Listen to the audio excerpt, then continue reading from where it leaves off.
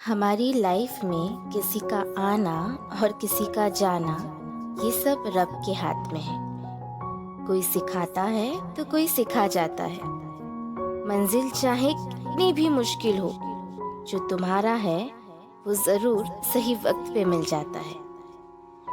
जहाँ से वो अलग हुए थे वहीं पे दोबारा मिल गए। नाम तक उसका याद नहीं था, पर फिर भी वहीं पे ऑनलाइन मिल गए थे। आदित्य और शायरा, ऑनलाइन के वो दो पुराने दोस्त जो कभी अपनी सारी बातें बताया करते थे। एक दिन भी ऐसा नहीं था जब याद नहीं किया करते थे।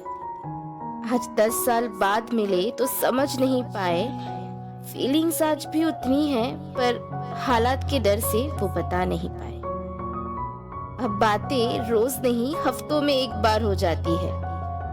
याद तो बहुत आती है, पर बात नहीं हो पाती है। अब फासले बहुत और वक्त बहुत कम है। अब जिम्मेदारी है बहुत, बस इसी बात का गम है। किसी के लिए फीलिंग्स आप कब तक दबा सकते हो? प्यार तो आज भी है, पर ये बात तुम कब तक छुपा सकते हो? कह दिया उसने भी, हाँ मुझे तुम पसंद हो। फीलिंग्स आज भी वही है मेरी, बस तुम भी ये बात कह दो।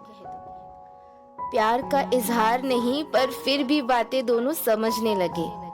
दोस्त से ज्यादा वो थे अब, दोनों फिर से खुश रहने लगे।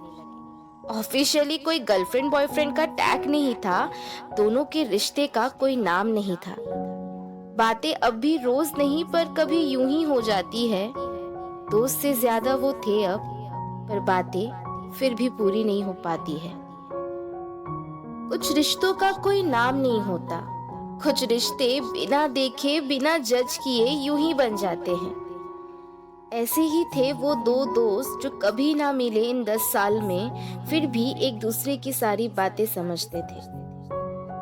जो कभी ना मिले फिर भी इतना समझते हैं, पर जो साथ है वो ये बात क्यों नहीं समझ पाते?